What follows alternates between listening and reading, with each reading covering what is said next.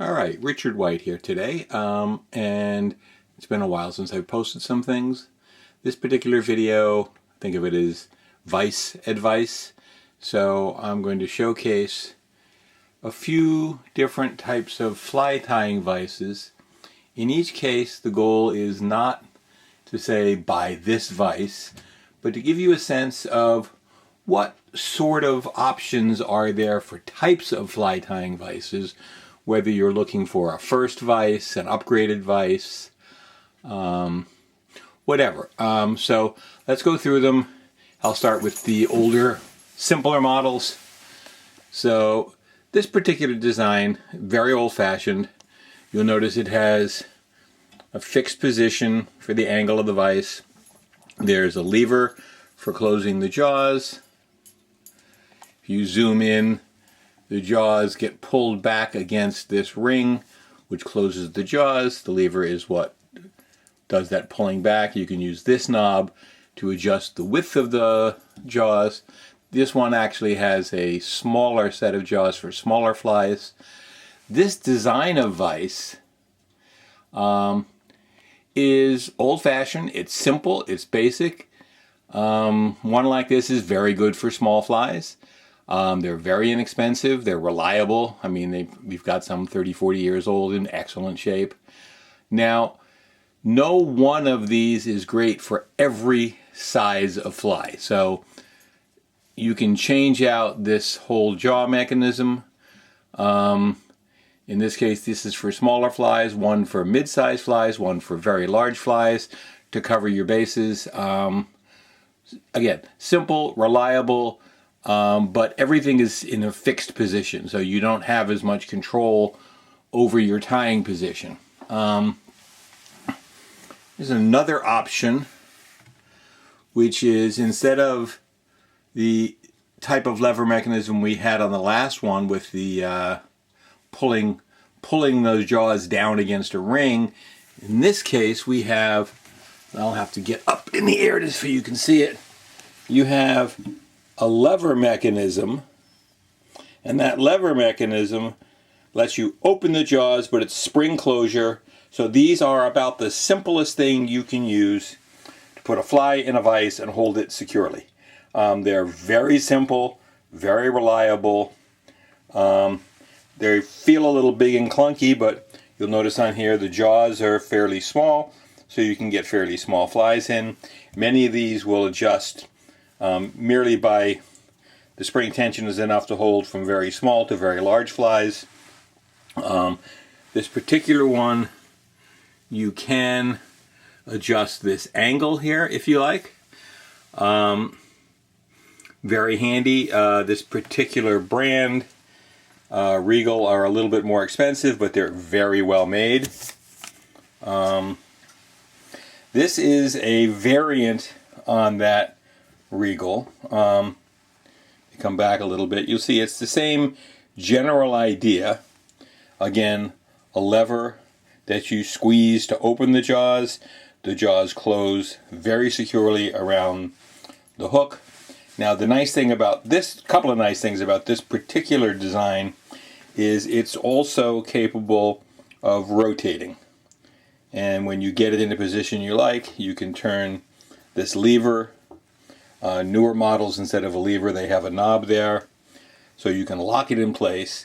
Advantages of rotation: you can look at whichever side of the fly you're working on at the moment to make sure everything is where you want it.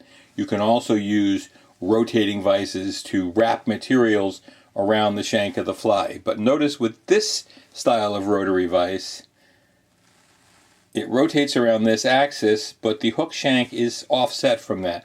So it induces some wobble, so it means you need to be making adjustments with the hand holding the materials. So in this case, you could wind the materials on by turning the fly rather than going hand over hand, top and bottom. The jaws on this also don't hold very small flies very well, but I've used this one for anything from size 16 all the way up to a 5/0. So very adaptable. This particular version, made in China, which some people would be happy with, some not, They're only about $50. Very reasonable. Equivalent ones from a company like Regal are $400. Hold on one second, please. Yeah, so again, these are very simple, very reliable. You can adjust the angle, you can rotate it, you can set it in any position and get it to stay there. Wide range of flies it can hold, but this particular model, because these are very blunt, are not good for very small flies. I've had this one 30 some odd years. It's one of my go-tos, especially for bigger flies. This is another rotary style vise, again a very early rotary style. Notice it uses the same kind of closure mechanism as the first one we looked at. This one happens to be from a company called Thompson. Now notice it has 3 of these ring-like adjusters. That's because you can control not just how wide the jaws open, but it allows you to adjust the amount of tension on the rotation.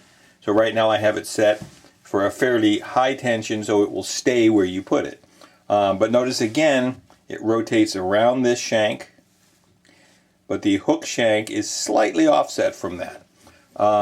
So you can use it as a rotary vise. It's great for examining the fly in different positions.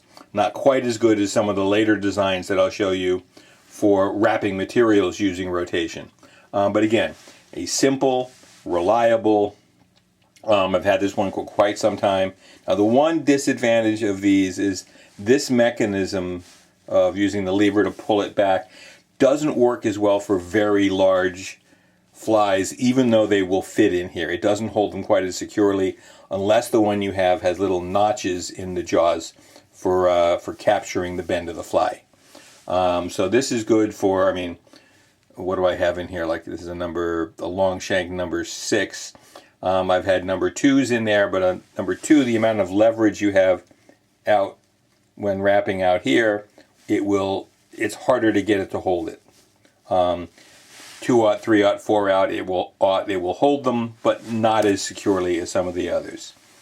The later versions of rotary vises all involve some kind of bend here, some kind of an offset. And what that allows it to do is to have the shank of the fly perfectly in line with the rotation, so that it is very easy to wrap materials using these.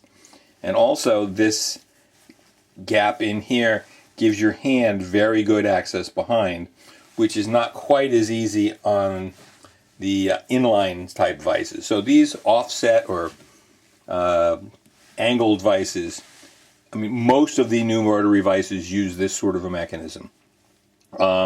This particular one is somewhat less expensive than some of the others. This is from Montana, the Mongoose.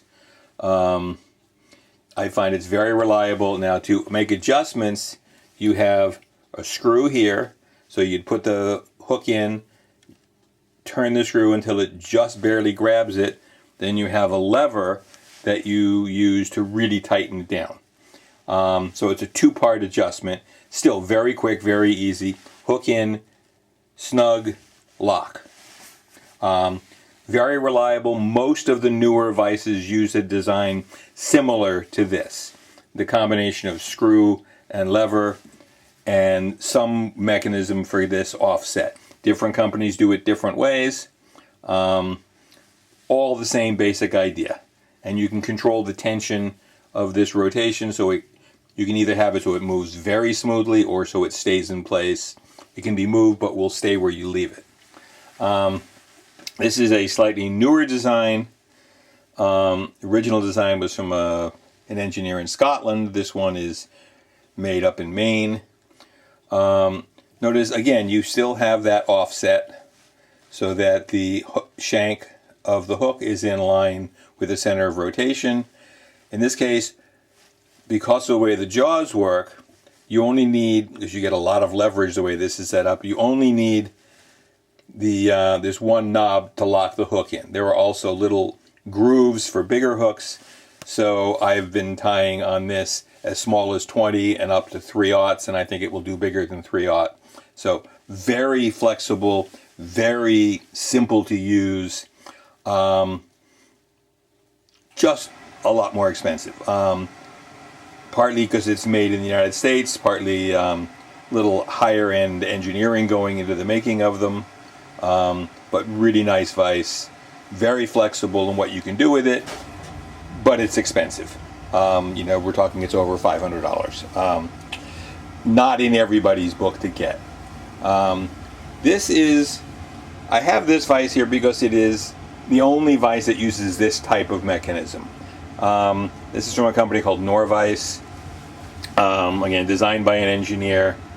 Notice it is an offset, but it uses a rather different approach. So your center of rotation is through here. The section for actually the jaws, which are interchangeable, are set off center on the face there, so that you can align the shank of the hook with their center of rotation. You have to do it more by eye than with some. Again, it uses the screw and lever approach to lock the hook in place. But this uses ball bearings in here, so there are some things you can do with this that you can't do with others because of your ability to spin things at speed. So they have videos that go with this one and specialized tools, all of which drive the price up, that allow you to use this vise in making dubbing loops, in strengthening hackle with thread, because you can quite literally spin this. If you loosen this knob, you can spin this as fast as you need for a variety of purposes. Can't really do that with any other vise. Or you can snug this down a little bit and it will stay where you want it. It even has a push-in locking function, so it won't go anywhere. So very fancy, flexible, highly engineered ball bearings, not surprisingly, more expensive vise. Some people love these. Some people find that they have to kind of relearn how they do some things tying to be able to use them effectively. Probably the most important advice I can give anyone looking at buying vises is, one, what kind of flies are you going to tie? Are you tying only very small flies? Are all your flies about the same size, in which case you may not need many of these functions? Are you tying a lot of flies where you care about what's on one side of the fly versus the other, so you need that rotational ability? How large a fly? Some of these are great for small, some are great for medium, small to medium, or medium to large. Some work better for very large. That all matters. And then obviously, how much are you willing to spend on the vise? I mean, you can spend anywhere from $20 for one of this nature. You can go $500, $600, $700 or more when you get up into some of the fancier vises, especially like with the Norvise, where you can get lots of accessories to go with it, all of which open up other functions, but all of which will have a learning curve. Some of these have almost no learning curve. I mean, a vise like this, one of the simplest things to use, but expensive.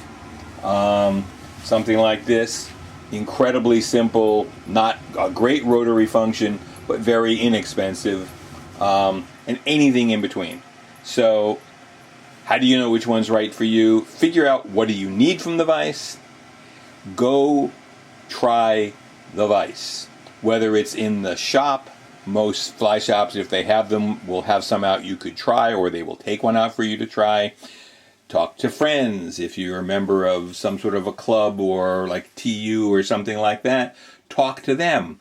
Talk to friends, borrow a vise, go to a friend's house and tie together, try other vises. What works for you? You don't need to get talked into spending, $500-$600 on a vise. You can get a perfectly good, usable vise for 99% of what most people want to do, for far less. As I said, one of the other considerations is where it's made, but you can get really well-made stuff made anywhere. But for some people, made in the U.S., they're willing to pay extra for that. And if you are, great. You have lots of options. I've shown you 7 different vises here. There are so many more than that. It's up to you to figure out what's going to work for you. All right. I thank you very much. If you have any questions, please post them down below. If you have any comments on this, please post them down below. If you'd like to subscribe, I would really appreciate that. I don't get any money from anybody for any of this stuff. I just do this, to share what I've been seeing and knowing and learning, and hope I can learn more from other people. Thank you very much. Have a good day. Bye-bye.